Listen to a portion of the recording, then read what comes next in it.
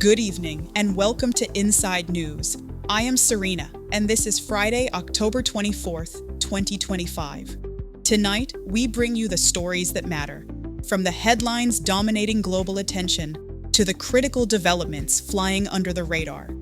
We cut through the noise to deliver what you need to know about our changing world. We begin with tonight's major developments. Our lead story tonight takes us to Central Africa, where a public health emergency is unfolding. The Democratic Republic of Congo faces a severe cholera epidemic that has claimed over 1,700 lives since January, with more than 58,000 suspected cases reported across 20 of the country's 26 provinces.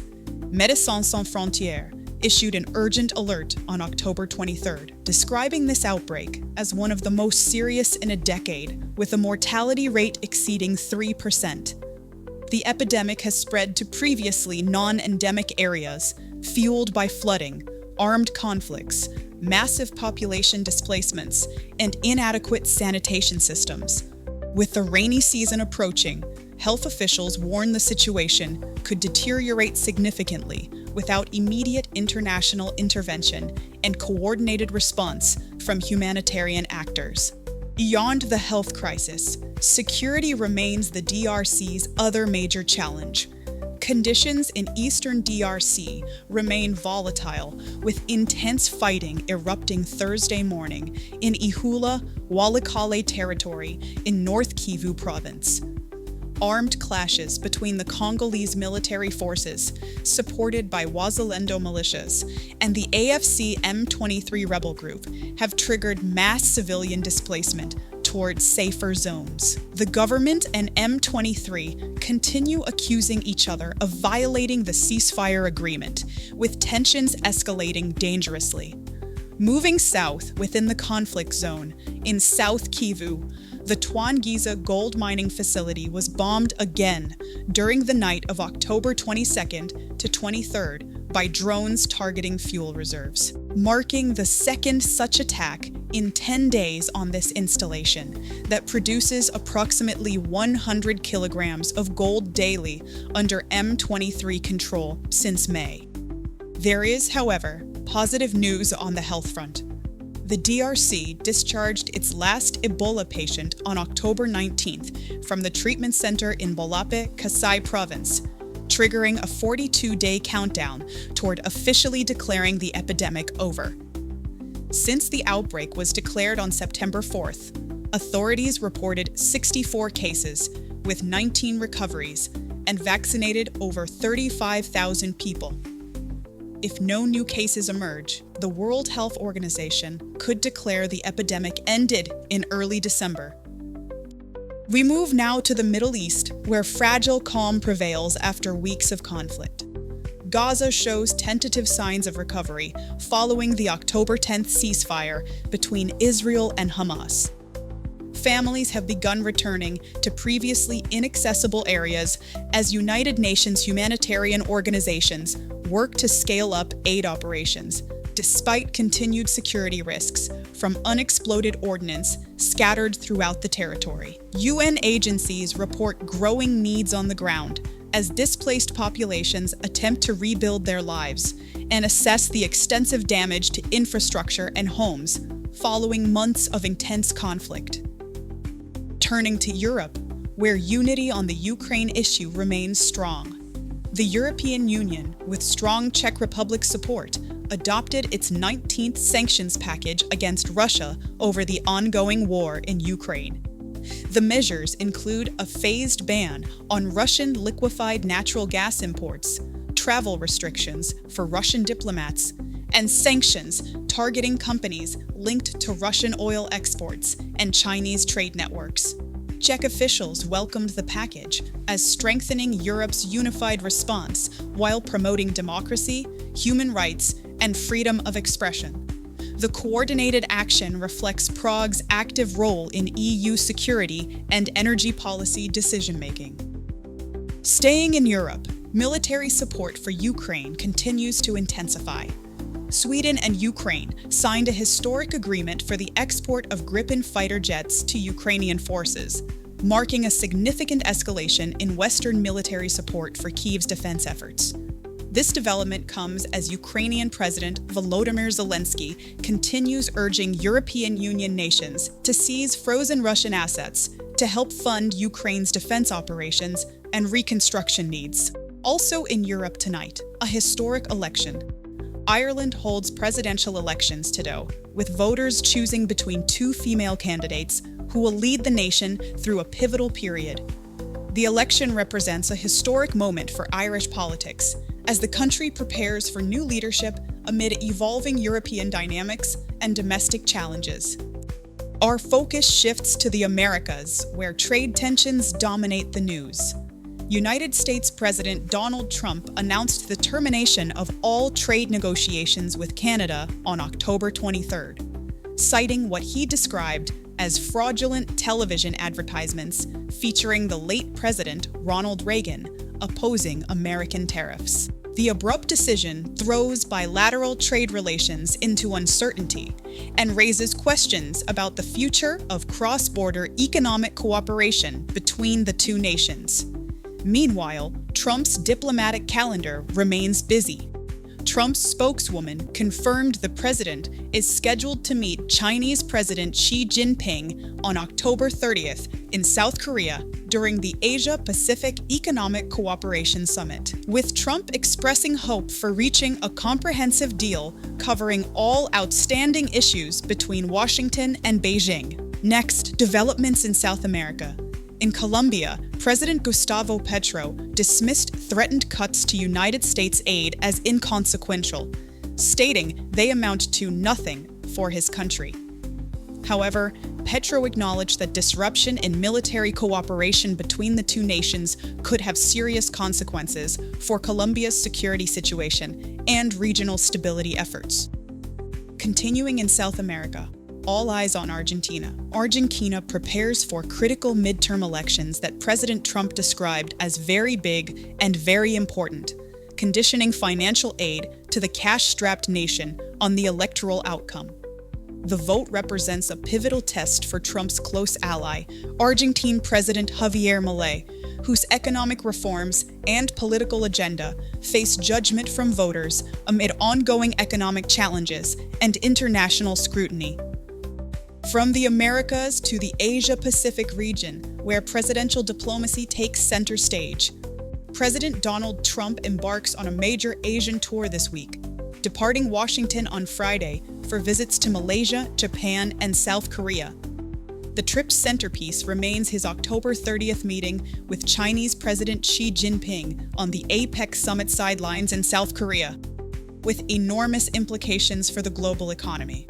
Trump stated he hopes to achieve a comprehensive deal on all outstanding issues between the world's two largest economies, despite previous threats to cancel the meeting during trade war escalations. In Malaysia, Trump will attend the ASEAN summit and oversee the signing of a peace accord between Thailand and Cambodia, continuing his pursuit of international diplomatic achievements. Also in the region, a tragedy in India. A devastating bus fire in southern India killed at least 25 people and injured several others on Thursday night in Kurnool, Andhra Pradesh, after a motorcycle crashed into the passenger vehicle. Authorities continue investigating the circumstances surrounding the collision that led to the deadly blaze. Moving to North Korea, where military alliances deepen. North Korean leader Kim Jong-un marked the first anniversary of North Korean troops deploying to fight alongside Russian forces against Ukraine by opening a museum, honoring what he called the Liberators of Kursk. Kim praised the deepening military alliance between Pyongyang and Moscow, signaling continued North Korean involvement in the European conflict despite international condemnation. Finally, in this region, weather concerns mount. Tropical storm Melissa continues moving through the central Caribbean, with forecasters warning it could rapidly strengthen and potentially brush past Jamaica as a powerful hurricane. Meteorologists monitor the system's trajectory and intensification patterns as Caribbean nations prepare emergency response measures. That concludes our main coverage. Now, stories that need your attention. We begin our underreported segment with a development that could reshape global technology production. China has weaponized its dominance over rare earth minerals in response to United States trade pressure, implementing export restrictions on critical materials essential for advanced technology manufacturing, electric vehicles, and defense systems. Beijing's move represents a dramatic tactical shift, employing strategies it previously denounced when used by other nations. The restrictions potentially alienate countries China seeks to court for diplomatic and economic partnerships, while demonstrating the extent of Chinese leverage in global supply chains. This development threatens technological production worldwide and exposes the vulnerability of nations dependent on Chinese rare earth exports, with implications for everything from smartphone manufacturing to renewable energy infrastructure and military equipment production. Staying with underreported news, we move to the Pacific, where a silent health crisis unfolds. The Pacific Islands face a hidden toll from rising breast cancer rates that demands greater international attention. Health organizations report breast cancer has become the most common cancer among women in the region, with projected increases in coming decades affecting both high and low-income Pacific nations. Limited healthcare infrastructure, inadequate screening programs, cultural barriers to seeking treatment, and geographical isolation compound the challenge of addressing this growing crisis. Women in remote island communities often lack access to mammography equipment, oncology specialists, and treatment facilities, resulting in late-stage diagnoses and preventable deaths. The situation highlights broader health disparities affecting small island developing states that struggle with resource constraints and distance from specialized medical services, demanding coordinated international support and investment in regional healthcare capacity. Moving to Africa, where global consumption patterns have devastating local consequences. Zimbabwe's local textile industry faces collapse under the weight of second-hand clothing imports from Western nations flooding the market. In cities like Mutare, vendors sell Western cast-offs at prices local manufacturers cannot compete with, destroying domestic production capacity and eliminating jobs across the textile sector. What developed nations view as charitable clothing donations or sustainable recycling has become an economic catastrophe for African textile workers and factory owners. The influx of used garments undermines efforts to build local manufacturing industries, perpetuates economic dependency, and prevents the development of value-added production that could generate employment and economic growth. The situation illustrates the unintended consequences of Western consumption patterns and disposal practices on developing economies, attempting to establish industrial capacity and create employment opportunities for growing populations. Finally, developments in the Mediterranean, where tragedy strikes again. At least 40 migrants, including children, perished in a shipwreck off Tunisia's coast, once again exposing the lethal risks of irregular sea crossings on migration routes to Europe. The United Nations Migration Agency confirmed the tragedy on Thursday, emphasizing that dangerous Mediterranean crossings continue claiming lives despite increased efforts to manage migration flows.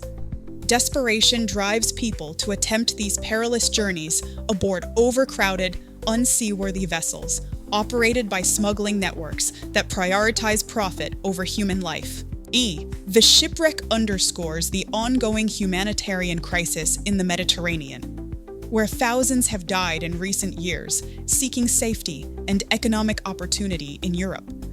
The tragedy raises urgent questions about international cooperation on migration management, the effectiveness of border policies, the responsibilities of transit and destination countries, and the need for legal pathways that could prevent such losses of life, while addressing legitimate security concerns and the root causes driving migration from Africa. These are the stories shaping our world tonight. from the headlines to the overlooked developments that deserve your attention. At Inside News, we remain committed to bringing you the complete picture, the context that matters, and the stories others miss. Thank you for joining us. I'm Serena. Stay informed, stay engaged, and good journeys to all. We'll see you next time.